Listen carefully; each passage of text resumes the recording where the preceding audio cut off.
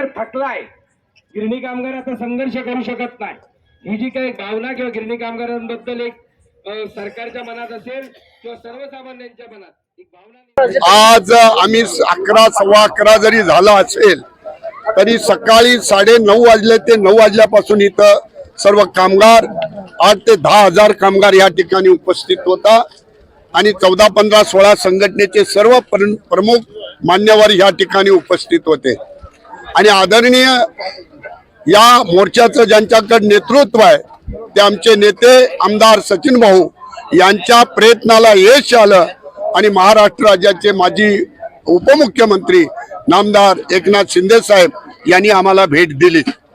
आम्ही त्या ठिकाणी आम्हाला मुंबईत घरं मिळाली पाहिजेत, प्रामाणिकपणाने शिंदे साहेबांनी सांगितलं की जास्तीत जास्त कामगारांना मुंबईत कशी घरं होतील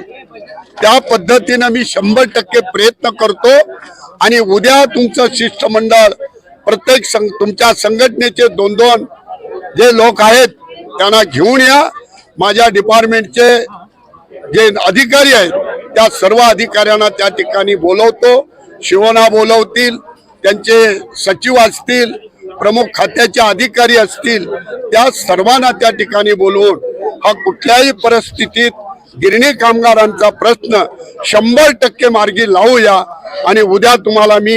वेळ कुठल्याही परिस्थितीत देतो म्हणाले,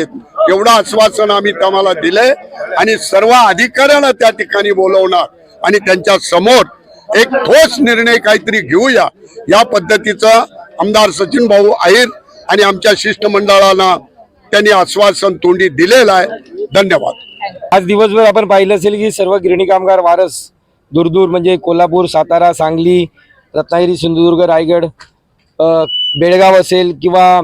अन्य ठिकाणाहून ज्या ज्या ठिकाणी गिरणी कामगार आहेत तिथून मोठ्या संख्येने गिरणी कामगार जवळपास 10,000च्या संख्येनं या आझाद मैदानावर जमला होता। दिवसभर संघर्ष केल्यानंतर कुठेतरी आशा होती की मुख्यमंत्री किंवा शासन प्रशासन आपल्याला त्याची दखल घेऊन निश्चितपणानं बोलवेल किंवा कोणीतरी जबाबदार व्यक्ती गिरणी कामगारांशी संवाद साधण्यासाठी इथे येईल, परंतु ते घडलं नाही आणि त्यानंतर गिरणी कामगारांनी आक्रमक पवित्रा घेतला की जोपर्यंत मुख्यमंत्र्यांकडून किंवा प्रशासनाकडून कोणतीही आम्हाला या मोर्चा संदर्भातली बातमी मिळत नाही किंवा सकारात्मकता दिसत नाही तोपर्यंत आम्ही आझाद मैदान सोडणार नाही।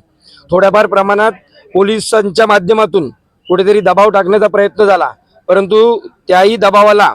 आपण जसं उत्तर द्यायला पाहिजे तसं दिलं आणि पोलिसांना सांगितलं की आम्ही कोणत्याही परिस्थितीत मात्र आझाद मैदानातून जाणार नाहीत आणि लोकांची ती भावना आहे। खरं तर व्यासपीठाची म्हणण्यापेक्षा आज जे खाली होते लोक भावना होती की आम्ही माघारी जाणार नाहीत, पाहिजे तर तुम्ही व्यासपीठावरील लोकांनी मागे जा परंतु आम्ही खाली लोक जाणार नाहीत, ही भावना असल्यामुळे हे बदल घडले आणि शेवटी